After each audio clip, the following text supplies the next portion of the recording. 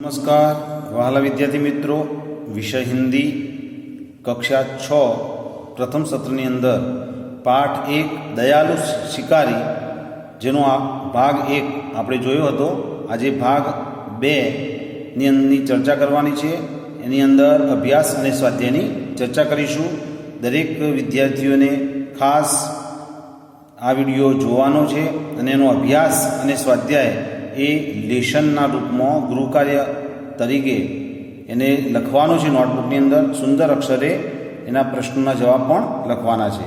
તો ખૂબ જ ધ્યાનથી ઘરે આ વિડિયો જોવાનો છે અને તૈયાર પણ કરવાનો છે।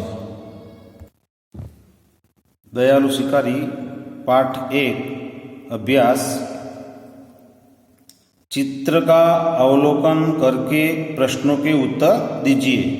तो आपको अपने पुस्तक में से जो चित्र है उनका अवलोकन करके इन प्रश्नों के उत्तर आपको लिखने हैं। इस चित्र पाठ में किस पशु की बात है?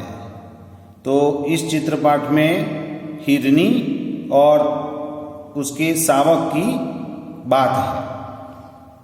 आपने किन किन पशुओं को देखा है? तो आपने जो जो पशुओं को देखा है, जिन जिन पशुओं को देखा है उनका आपको नाम लिखना है। गाय, भैंस, बैल, हाथी, घोड़ा। तो आपको जो पशुओं को आपने देखा है उनका आपको नाम लिखना है। जंगल में कौन कौन से पशु देखने को मिलते हैं? तो जंगल में हाथी, भालू, शेर, बाघ, हिरन और अन्य जो जंगली जो पशु है वो हमने देखे हैं। चित्रपाठ के आधार पर शब्दों की सूची बनाइए। तो यहाँ पर उदाहरण है शिकारी, दयालु। तो ऐसे जो चित्रपाठ के आधार पर जो शब्द आते हैं उनका आपको यहाँ पर उस शब्दों की सूची बनानी है। प्रश्न 5वां, चित्रपाठ के आधार पर चुने गए शब्दों को लेकर वाक्य बनाइए। तो आपने जो दयालु है तो शिकारी और दयालु ऐसे शब्द मिलते हैं। तो उदाहरण यहाँ पे है एक दयालु शिकारी था। तो ऐसे आपको अन्य शब्द की सूची जो बनाई है उनका वाक्य में भी प्रयोग आपको करना है। प्रश्न 3, चित्रों के आधार पर निम्नलिखित जैसे प्रश्न पूछकर दयालु शिकारी कहानी बनाइए। तो आपको यहाँ पर उदाहरण है, पहले चित्र में हिरनी क्या कर रही है? तो ये प्रश्न उदाहरण है, पहले चित्र में हिरनी क्या कर रही थी? पहले चित्र में हिरनी घास खा रही थी अपने शावक के साथ। हिरनी जंगल में क्या क्या खाती होगी? तो हिरनी जंगल में घास फूस खाती होगी। हिरनी का दिखावा कैसा है? तो हिरनी पुष्ट पुष्ट दिखती थी। हिरनी का शिकार शिकारी क्यों करना चाहता था? तो हिरनी का शिकार शिकारी करना चाहता था क्योंकि जंगल में उनको अन्य कोई पशु का शिकार उसने नहीं किया था, इसीलिए उसने हिरनी का शिकार करना चाहता था। गोली मारने के बाद शिकारी ने क्या किया? गोली मारने के बाद शिकारी वह हिरनी के पास जाता है उसको लेने के लिए। तब उसने देखा कि हिरनी ने एक ताजे शावक को भी जन्म दिया हुआ था। हिरनी के समीप जाकर शिकारी ने क्या देखा? तो हिरनी के समीप जाकर शिकारी ने उसके छोटे से बच्चे को, शावक को देखा। हिरनी को शिकारी कहाँ ले जाता है और क्यों? हिरनी को शिकारी अस्पताल ले जाता है क्योंकि हिरनी ने एक ताजे शावक को जन्म दिया था और हिरनी के टांग में गोली लगी थी, जिससे काफ़ी जो लोही था वह, जो खून था वह बह रहा था। इसका इलाज करने के लिए शिकारी हिरनी को अस्पताल ले जाता है। शिकारी ने हिरनी के साथ कैसा व्यवहार किया और क्यों? तो शिकारी ने हिरनी के साथ बहुत अच्छा व्यवहार किया। शिकारी को जब उसके पास जाकर देखता है तो हिरनी ने एक ताजे शावक को जन्म दिया हुआ था, और इसके कारण शिकारी को हिरनी पर दया आ जाती है और इसीलिए वह उनको अस्पताल ले जाता है। प्रश्न 3 है, वर्ण के आधार पर अधिक से अधिक शब्द बनाइए। उदाहरण, ख तो ख से खरगोश, खत्म, खाली, खाना। तो यहाँ ट है, ट से टमाटर, और ऐसे ट के जो अन्य शब्द बनते हैं वो आपको लिखना है। टमाटर, इसके बाद आपको सोचकर अन्य 3 शब्द लिखने हैं। ड से डमरू, और 3 शब्द आपको याद करके लिखने हैं।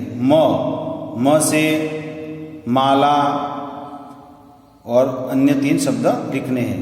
ब से भालू, और 3 शब्द आपको सोचकर लिखने हैं। स्वाध्याय प्रश्न 1, शिकारी हिरनी के पास क्यों गया? अपने विचार लिखिए। तो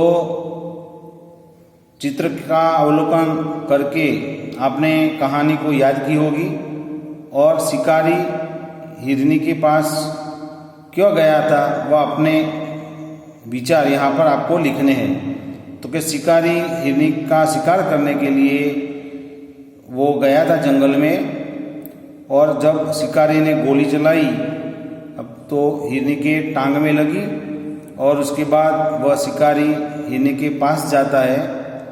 तब वह देखता है कि हिरनी के टांग में गोली लगी थी, इसके कारण काफ़ी खून बह रहा था, और हिरनी ने ताजे बच्चे को, शावक को जन्म दिया था।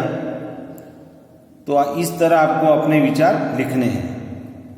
प्रश्न 2, नीचे कुछ प्रसिद्ध कहानियों के चित्र दिए हैं, उनके नाम लिखकर कहानी लिखनी है। तो यहाँ पर 2 कहानी है।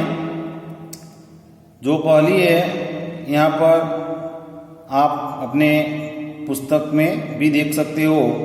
तो यहाँ पर पूरा चित्र हम पहले देखते हैं कहानी का, और इसके आधार पर आपको कहानी बनानी है और उनको नोटबुक में लिखनी है। तो दूसरी भी यहाँ पर है।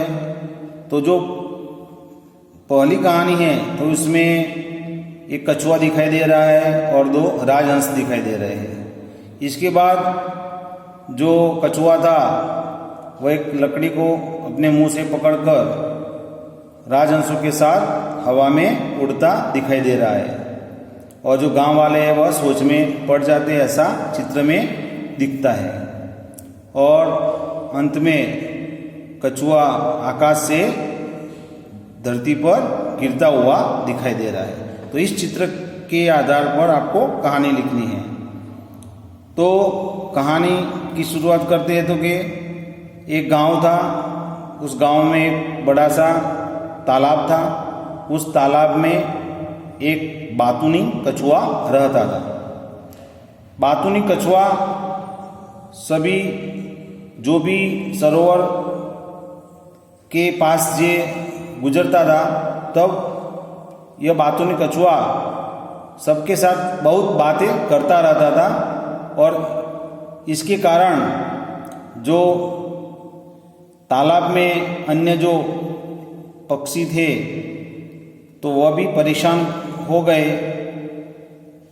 कोई भी इस बातूनी कछुआ को देखता तो उससे दूर भाग जाते। एक दिन की बात है, उस तालाब में दूर से 2 राजहंस आते हैं। वह कुछ समय तक वहाँ रुकते हैं।